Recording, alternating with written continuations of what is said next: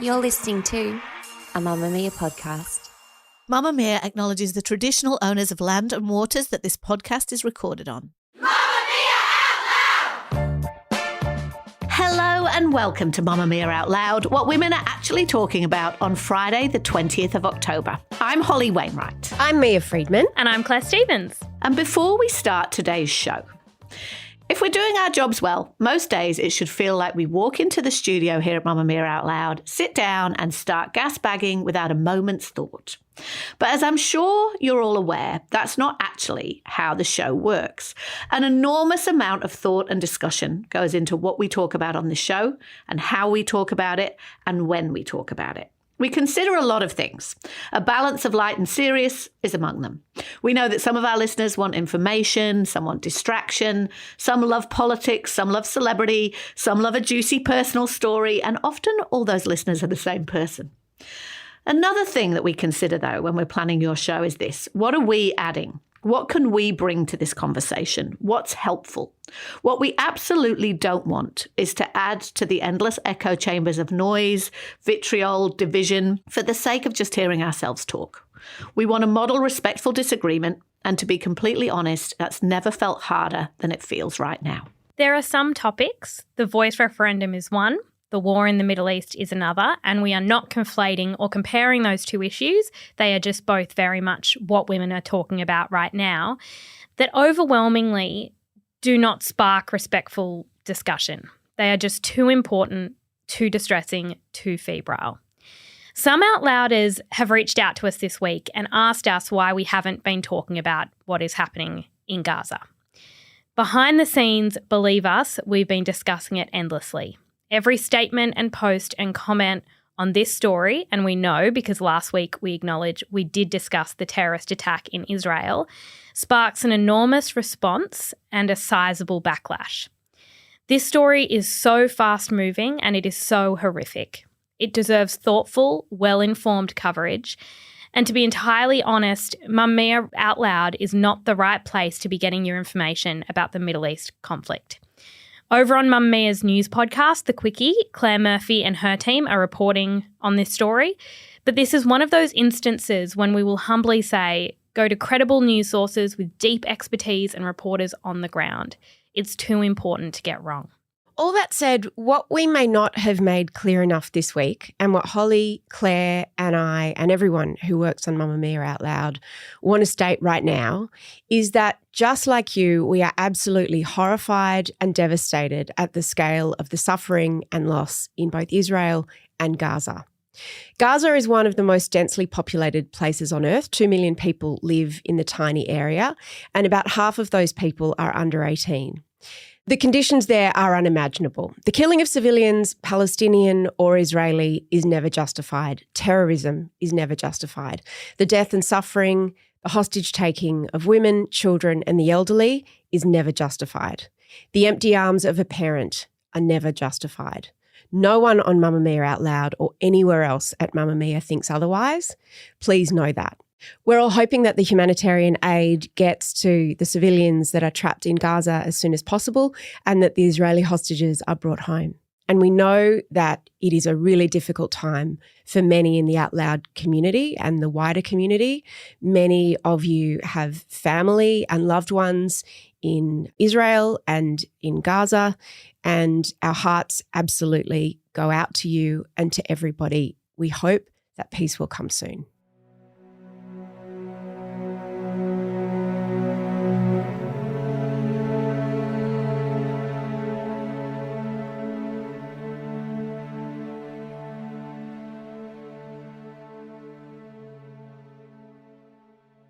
On the show today, Madonna is playing her greatest hits for the first time ever. And at 65, is she a radical icon of ageing or an embarrassment? Discuss. Also, is your relationship a startup or a merger? And we wrap up our best and worst of the week, which includes an argument over step count, some surprising advice on a big deal purchase, and a fringe. There's a 65-year-old woman simulating masturbation in a stadium in front of 20,000 people, and I am so here for it. Madonna has started her big deal tour. She has never played her greatest hits live before, and now it's on. The celebration show opened in London this week. It's more than 2 hours long. It involves an army of dancers, 9 costume changes, 5 of Madonna's 6 children, and every iconic song from Vogue to Erotic to Like a Virgin to Hung Up, Ray of Light. It's just banger, banger, banger. Madonna is 65. And what is abundantly clear from the videos of these shows, which have pulled in massive crowds, is that she is not backing down on any of her signature attitude. Sex is all over this show. Dancers do indeed put their hands all over her body. Do you like me singing, Leah? That's embarrassing enough for everybody. So good. She's in a version of lingerie, and representations of masturbation and oral sex are kind of everywhere. And to be honest, it's shocking to look at. Not in the same way that it was shocking back in 1992 when she released her sex book, or back in 1984 when she recorded Like a Virgin and everyone was so scandalised. But it's shocking because Madonna, even with all of the interventions that she has clearly had and with her super fit physique, and I want everyone to remember that Madonna was all like macrobiotic and sinewy arms and everything back when Gwynnie was in her school blazer. Madonna is still, with all that, an older woman, and she looks like an older woman. It is impossible to escape aging, of course. And there is something shocking about a woman who's clearly in her 60s being overtly sexual. And I personally love it because that's always been who Madonna is. Why should she be any different now? Why should she pull out the knitting at this point? And she is my new ageism warrior hero, but I'm throwing down to you two because I have a suspicion you don't feel the same way. Claire Stevens. I have gone really deep and the reviews are really good, which surprised me because I've seen clips. I have seen the masturbation one that you were referring to, Holly. I've seen a lot of the absurd dancing, very, very over the top. And I went, okay, I'm not there, so I need to actually read reviews of what it's like in the stadium. And overwhelmingly, they're incredibly positive. There's a Daily Mail headline that says, "It's a fitting celebration, but oh, Madge, isn't it time you grew up?" And in it, the person writes, she still fancies herself edgy, still yearns to be one of the cool kids, when in fact she's a grown woman, a global icon, who really has nothing to prove to anyone anymore. And that patronising tone, it's interesting to me that it is coming from media. It's not coming from fans. If you go deep on what people who are there are saying, the fans love it. Why is that surprising in any way? Of course the fans love it. That's why they're there. Like, that's not an impartial audience. That is a self-selected audience of people who are going to love her whatever she does. What I mean is I don't know what the problem is if the people going to see her are loving it. It's more the people on the sidelines and people in media, I think, trying to stir some stuff up and being like, let's throw some ageism into it and see if we can get a fight in the comments. But you know what? Like, I do love it. But it is shocking, as I said in my intro, like there is no question that it is shocking because we're not used to it. Even if you love it, it's still a little bit shocking. I'm going to use a different word and I wish that I didn't have to use it. My word is sad. Oh, Mia. It's a bit sad. It's a bit Why sad. is it sad? That's your internalised ageism talking. I recognise that it is a complex experience to see people who were iconic when they were younger get older and not be the same. Not just how they look, but just, you know, she does quite a lot of sitting down in this show. She's got a knee brace. She's got a knee brace. I was imagining like the choreographer, who is like, okay, now we've got to do all these songs, but we need to build, like literally this is what it would have been. We need to build in some sitting down time. Like there's a part where she's lying on the floor and someone just sort of drags her along the floor. The clips I saw as well, which are, you know, people from the audience uploading them on their phones to YouTube, it's very arty, like it's, you know, pretentious. It looked a little bit like a third-year uni creative expression modern dance project. And to me that felt not shocking but old school. And so did the backup dancers who were touching her body. Like, to me that felt not transgressive but regressive. On the one hand, I think there's something misogynistic about the commentary around Madonna and her age and people thinking that it's inappropriate, because there are male performers of the exact same age that we do not look at in the same way. We look at them and go, all power to them. They'll fill a stadium of people. The nostalgia of it is enough. However, the one thing I do feel uncomfortable about, and Mia, I hate to say that there are parts of what you say that I agree with, what it is I feel like I'm looking at someone who hasn't evolved with age. Yeah. Do you know what I mean? Mm-hmm. Like the best artists and the best performers evolve with their life stage and evolve with the world. And I look at her and think she is stuck in a moment. Oh my gosh. And she can't get out of it. This is a greatest hits tour. Madonna has been trying to evolve for many years, but what her fans want, who are paying the money, is to hear her do all the hits, right? I agree with that. This show is meant to be like a journey through her career. Now, a couple of years ago, just before COVID or maybe during COVID, I went to see U2, very similar vintage, right? Do their greatest hits. They employed amazing video backdrops and all that stuff because, they're not young blokes running around the stage anymore. They're not shocking and transgressive in their like anger and vigor anymore. What's she supposed to do? What I love about this is that you don't have to like Madonna's aesthetic, and maybe you've never liked it, and maybe you've always thought she's tacky and too sexy. But she is Madonna. She's still true to who she is. And I respect that. I think sometimes when we say, but she hasn't evolved, like we all do different things as we age. There are some things that I definitely did in my 20s that I do not do anymore and do not celebrate anymore. But Madonna clearly feels like she wants to stand by that iconic. She was sex positive before that term was invented. Yeah. She was celebrating queer sex. She was celebrating not just like sort of porny male gazy sex, that as you would call it, Mia, but like all kinds of strange, and I don't mean that it is strange, but to the eyes of the vanilla top of the pops watching public, it was strange when Madonna released the sex book, made Justify My Love, celebrated queer culture and all those things. And she's still doing it. And I think, why should she have to calm down? Yeah, I agree with all of that. And I was remembering because, she's got the backup dancers who then take their tops off. And I did remember that. I remembered being a young woman and a teenager, and there were no other role models for queer sexuality. The only one that I could think of that was a woman was Katie Lang. That was a very different kind of a country singer vibe. But you're absolutely right.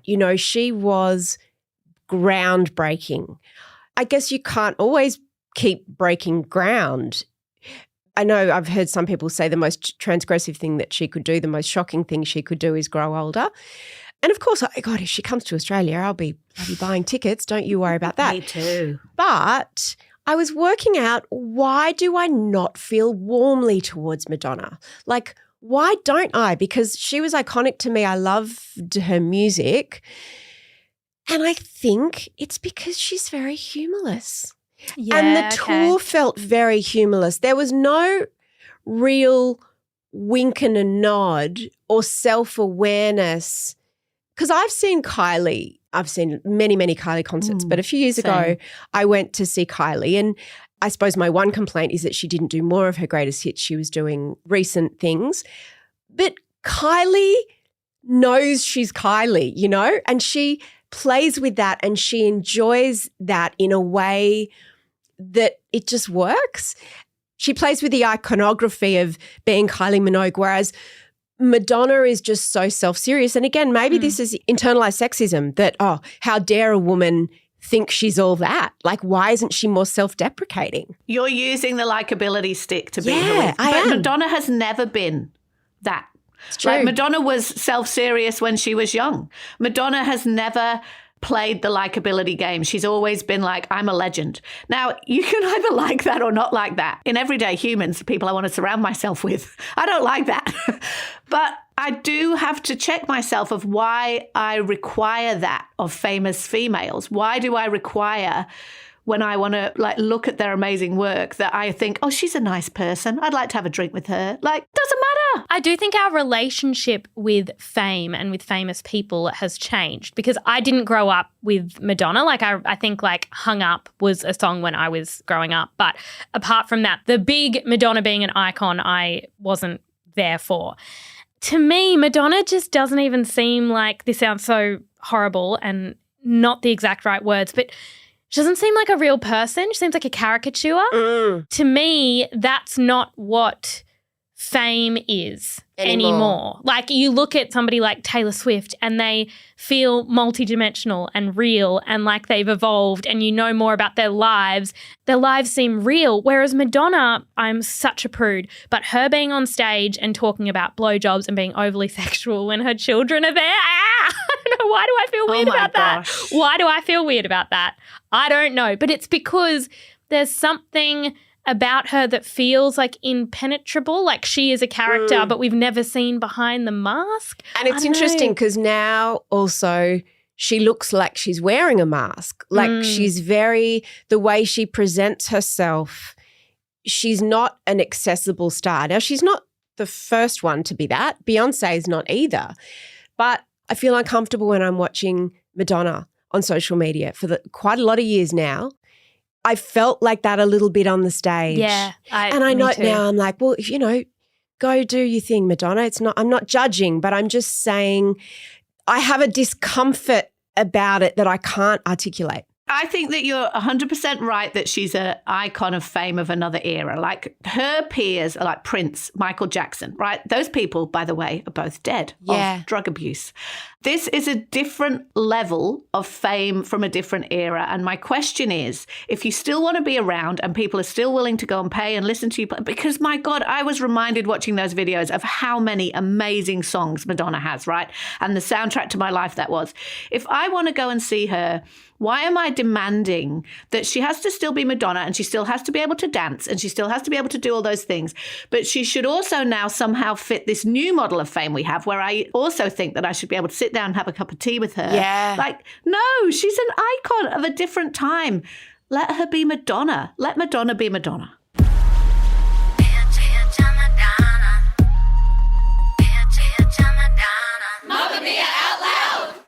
An article in The Atlantic this week by Arthur C. Brooks put forward a theory and explained to those of us who were wondering why the most successful marriages are startups, not mergers.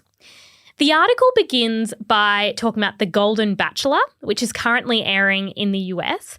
The show features retired restaurateur Gary. You know how Americans don't say Jerry? They're like Gary. Oh, Gary? Do they call him Gary or Jerry? He's 72 and he is our Golden Bachelor. I have enjoyed every minute with you. Will you accept this rose? Yes, I will! Every minute with Ellen today was a gift. There's just something about her personality that pulls me in. She could be the one that I spend the rest of my life with. And he is considering marriage to one of 22 aspiring women who are aged 60 or over. Obviously, while trends show that people are getting married later in life, Gary's pursuit of marriage in his 70s is older than what is typical. It led Brooks to look into the ideal age for marriage, or if we want to reframe it, romantic commitment, and research shows the optimal age is 28 to 32 for both partners. And I love research that affirms my life decisions. Exactly. I was like, and you are right on track. Yes. This is the sweet spot where divorce within the first 5 years of marriage is the lowest. The odds of divorce increase by 5% per year when you're outside of that sweet spot. Oh, but Brooks wanted to look at why. And to do so, he looked at a parallel area, business formation.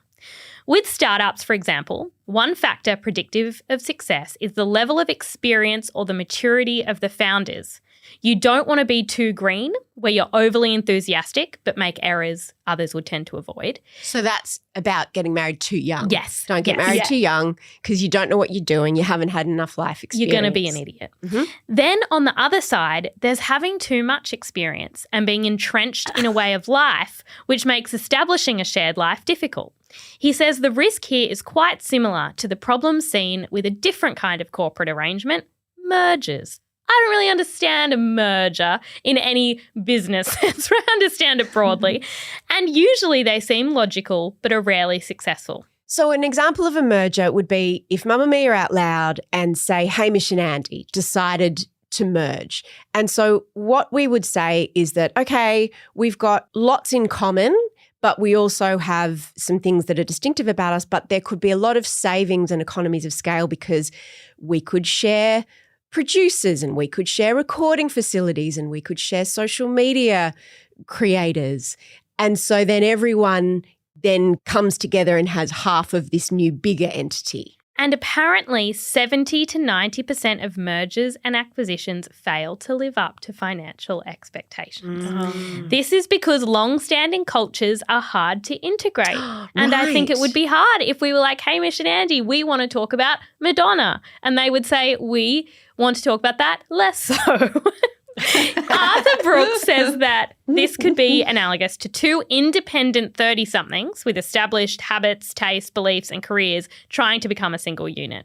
So the sweet spot, according to him, for a durable romantic partnership is a new venture between two mature co-founders who are not so set in their ways that they act like entrenched corporations. I think this is so interesting. Mia, what business model does your relationship follow? Funnily enough, because we do actually work together.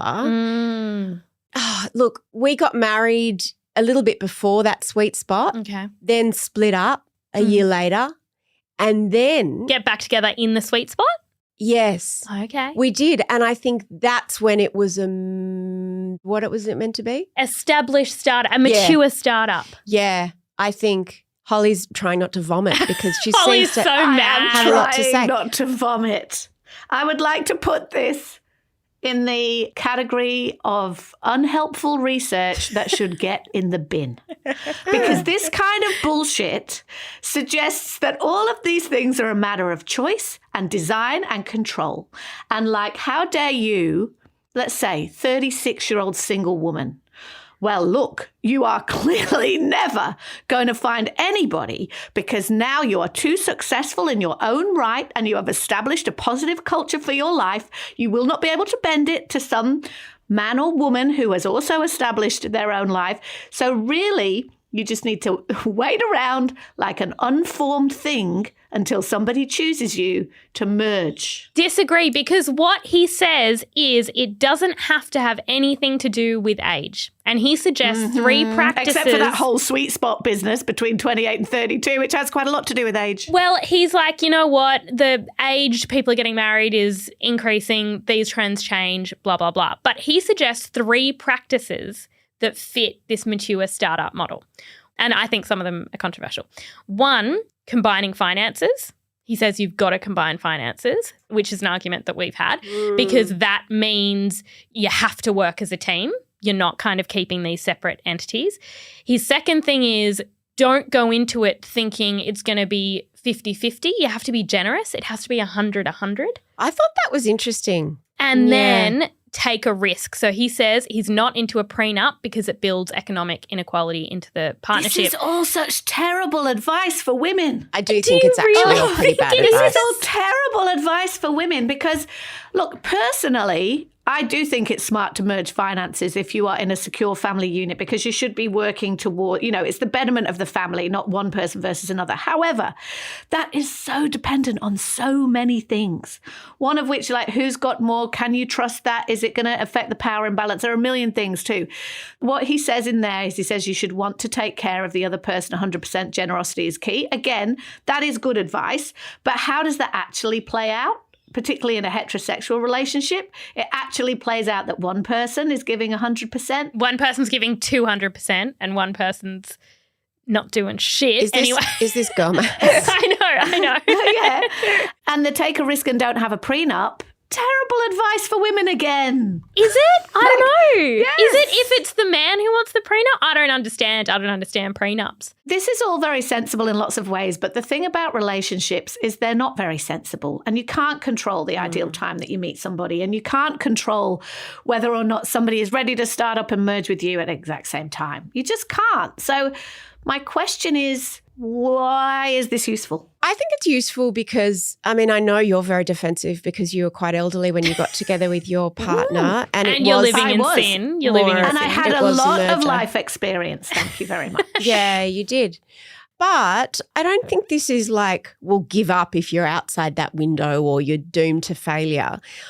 I liked it more just as a way to think about a partnership. I mean, we know that second marriages have a high chance of failure because we're not just talking about first marriages, we're talking about second marriages. Now, second marriages, which are becoming more and more common, or second sort of big partnerships, are always mergers. And often they're very complex mergers because people come with ex-partners and they come with children and they come with property or debt or, you know, there's all sorts of things that make it more complicated as a merger. And mergers are much more complicated than startups because in startups, you're pulling in a single direction and there might be external factors, but internally you're sealed off, you know, and the startup is its own entity.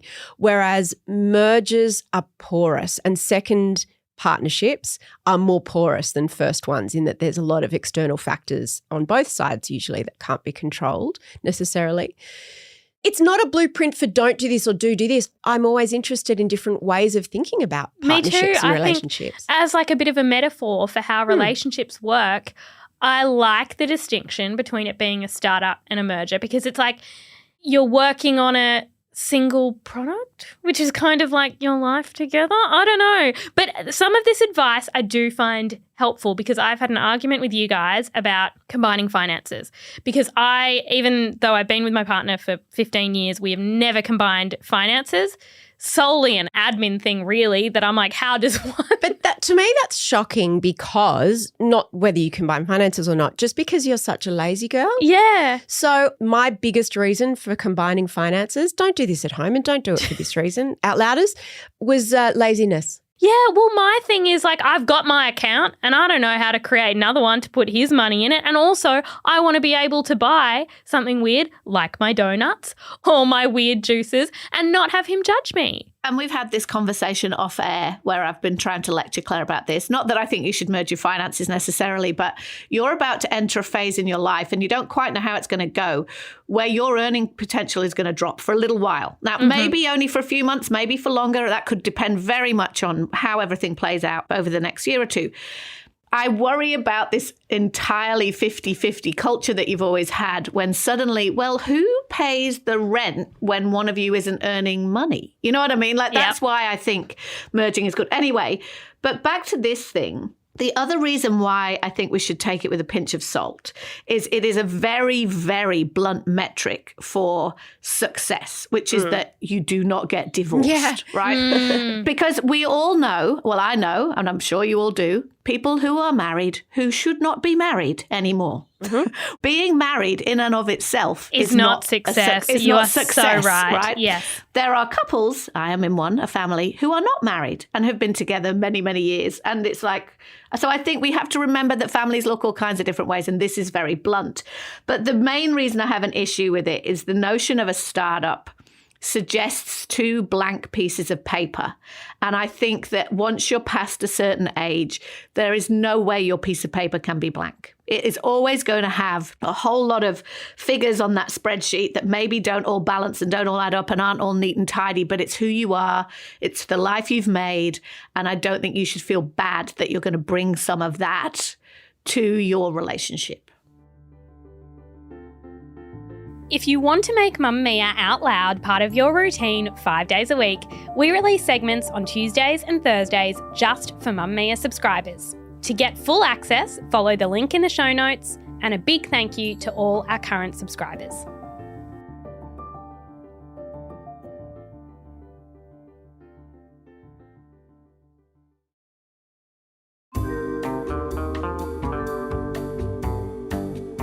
It's Friday, which means it's time to reflect on the week that was with our best and worst moments of the week. But before we get into it, it goes without saying what our real worst of the week has been for all of us.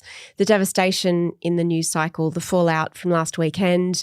So today, we've deliberately made our worsts actively trivial because this is a no judgment zone. We invite you to share your best and worst of the week in the Out Louders Facebook group as well and on Instagram.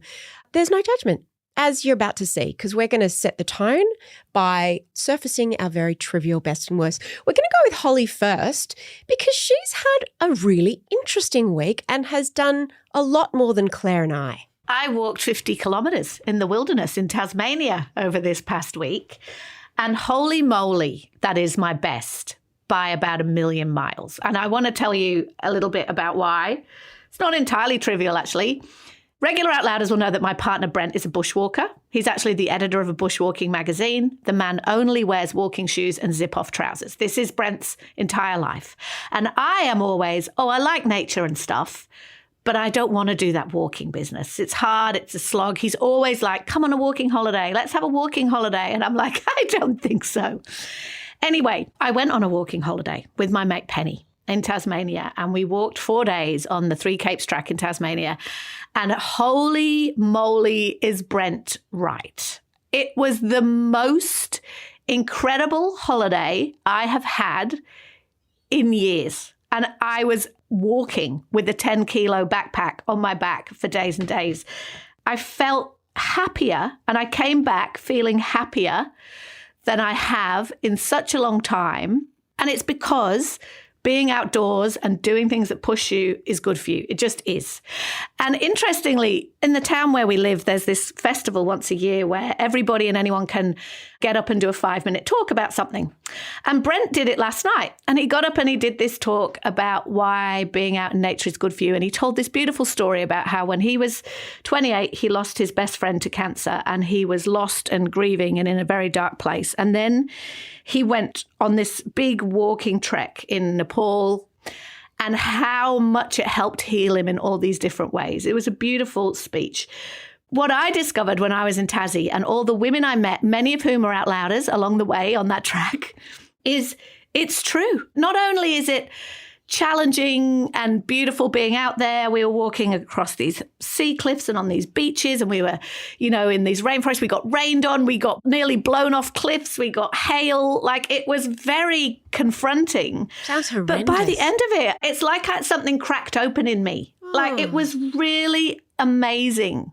I know it sounds so woo-woo, but it was so fantastic. I have a question. When you were walking, could you listen to podcasts? You could, but I didn't. What did you do? It would have been weird. It would have been really strange to actually have had this experience and had something very alien to that experience in your ears. So I was walking in a group. I went with the walking company called Tasmanian Walking Company. So we stayed in these nice lodges and things. But lots of the people I met, and I did meet lots of Outlouders, it was very funny being recognised when you're at the end of this cape, and I was absolutely drenched in sweat. I've got the worst clothes on I've ever. I can barely walk because I'm a bit of an old Madonna knee bracy lady, and they're like, Holly, and I was like, but it was great because they all had the same look on their faces, just these wow. So yeah, you could have listened to music, and when you walk in a group, sometimes you walk with the group and you talk and you share some stories. Sometimes you walk on your own. Sometimes I walked with Penny. Sometimes you didn't want to talk to anyone.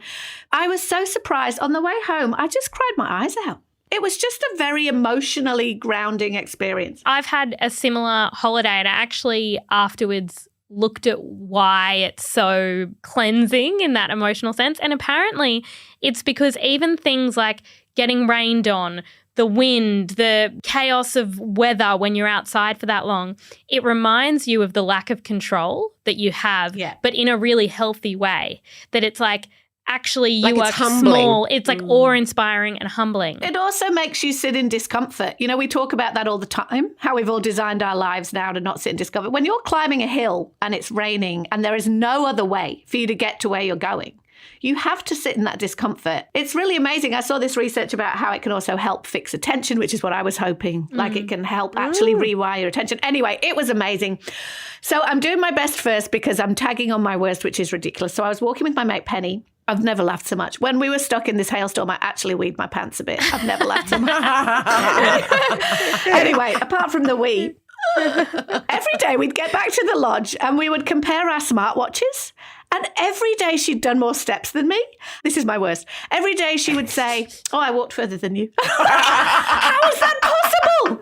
We started at the same time. We finished at the same time. We covered the same ground. And she's just like, well, I did. It's here. It's a fact. So I went further than you today. Every time. Oh, so my worst is the good. ridiculousness of smartwatches. So unfair. Claire, what was your worst? How trivial can it be? Oh, it's pretty bloody trivial. I don't know if anyone can beat this. I have a sty and it hurts and I'm so over it.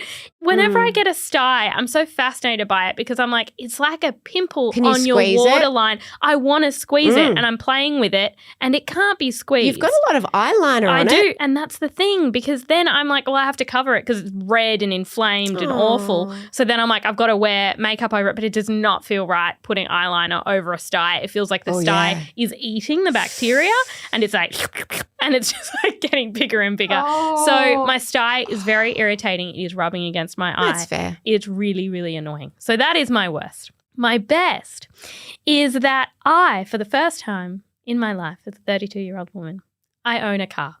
We need a car that we can put like a car seat in.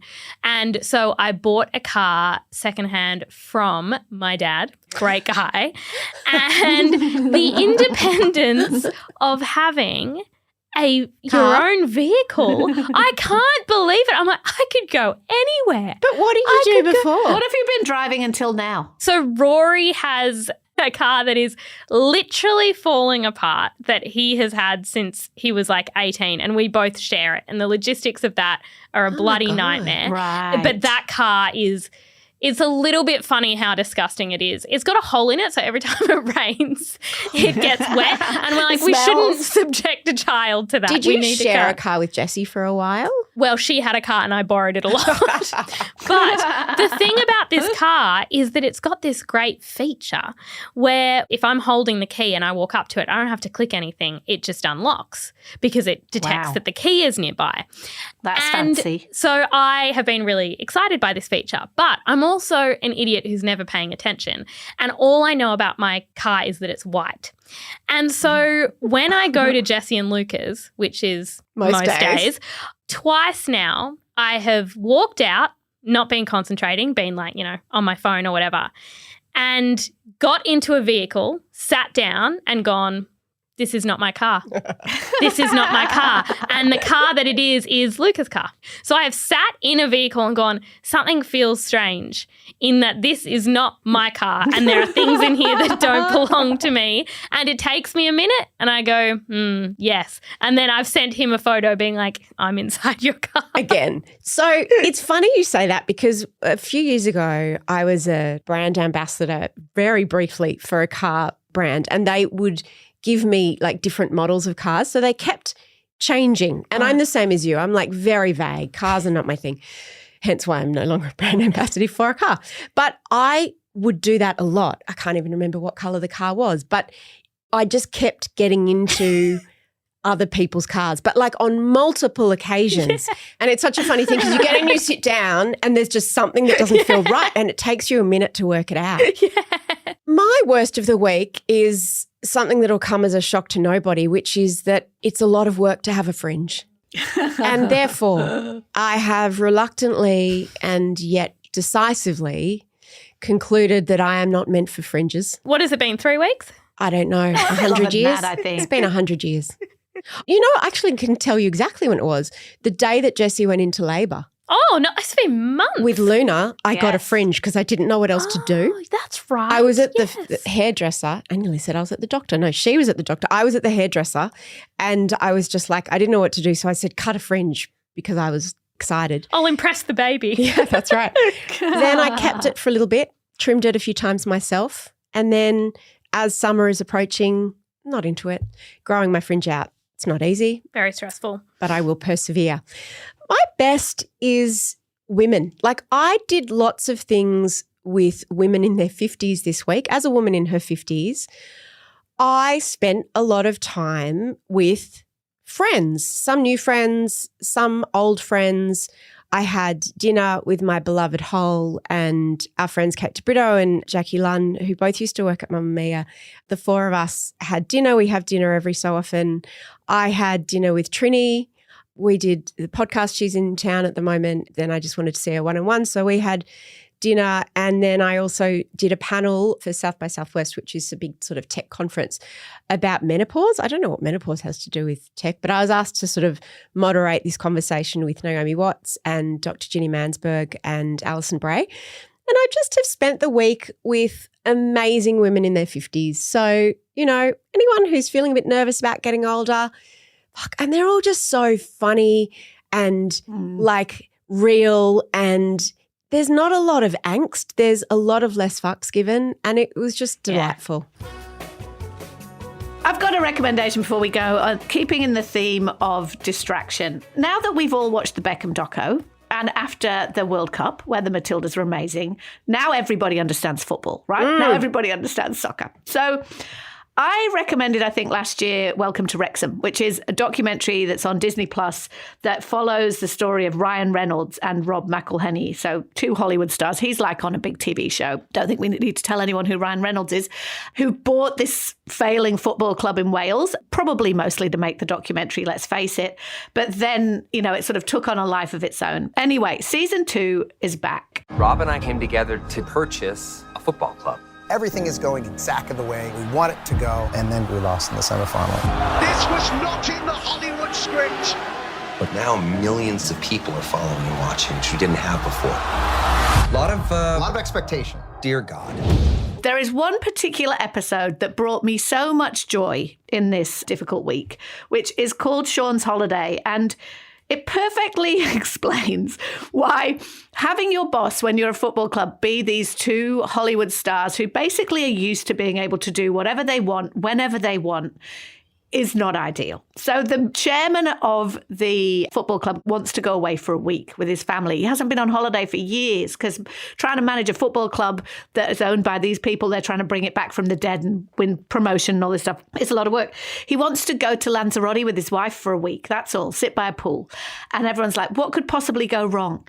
And then on the day that he leaves, Rob McElhenney decides he wants to fly into Wales and film a prank happy birthday message for Ryan Reynolds that involves putting a blimp in the air, and all the poor people who work at Wrexham are like, but that breaks about 15 aviation regulations. And Rob McElhenney's like, we can make it work, we can do anything. And then Rob McElhenney's like, let's show the game live in the pub. And everyone's like, you can't do that, it breaks all these rules. And this poor man's just trying to have a holiday, and his wife is on it, and she's just like, the phone won't stop ringing. So funny.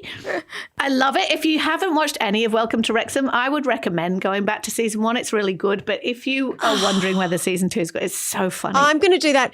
Tell me, is it like the Kardashians where it's all sort of fake, or like The Office, or is it kind of real? It's a very well-made high-end doco. The first season is more about Ryan and Rob, but what happens is you meet all the people who live in this town and work at this club, and then they become kind of part of your family. And then season 2 is interesting because the fame of season 1 has affected it, you know. So now people, these tourists go to that place, and like the old man with the dog in the pub is now a celebrity, and he's like, hey, like it's just I'd love to go. It's very interesting, but it's very well made. That's good. All right, I'm going to watch that this weekend because Beckham's become my comfort watch. You know how I've been watching Below Deck.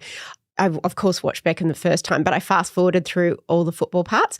And then I went back last weekend and started watching it again for comfort and got really into the football part. So I think I'm ready for Welcome to Wrexham. I think you are. Season 1. It's primed us for caring about football, as the British people call it. If you're looking for something else to listen to, on yesterday's subscriber episode, Mia let Elfie and I go through her makeup bag, and she shared her favourite affordable makeup products that she uses all the time. And they were the things that you can buy at your local chemist. And I found it so helpful because when I'm at the chemist, I look around, I'm overwhelmed by choice. Yes. And I need to feel the things, I need to look at the things. And we were able to do that and get Mia's honest opinions on what you should actually buy. Lots of savvy options, good cost of living things, because, you know, some of us have a lot of prescriptions to fill and a lot of time to kill at the chemist. So I've become quite the expert. A link to that episode will be in the show notes. we are out. But first, there is something we have to say. Our beloved Eliza Ratliff, who is boss lady of podcasts at Mamamia, and we've all worked with her for years and years, had her baby girl this week. Oh, it's only baby girls at Mamamia. I think you will pick that up by now. Only baby girls. Eliza and Tim's little baby girl, Phoebe, was born this week. And oh, the pictures. She's so cute. Out loud, as we know, sometimes when we do live shows, people get excited to see producer Liz because she's quite iconic and famous. Yeah. We know that you'll be sending all your love to her as we do. Welcome, little baby Phoebe, newest Out Louder. I know, newest little Out Louder. There's something in the water. We only do girls. Massive congratulations. We love you so much. Thank you for listening to Australia's #1 news and pop culture show. This episode was produced by Emeline Gazilas. The assistant producer is Tahli Blackman, with audio production by Leah Porges. Bye. Bye. Shout out to any Mamamia subscribers listening. If you love the show and want to support us as well, subscribing to Mamamia is the very best way to do so. There is a link in the episode description.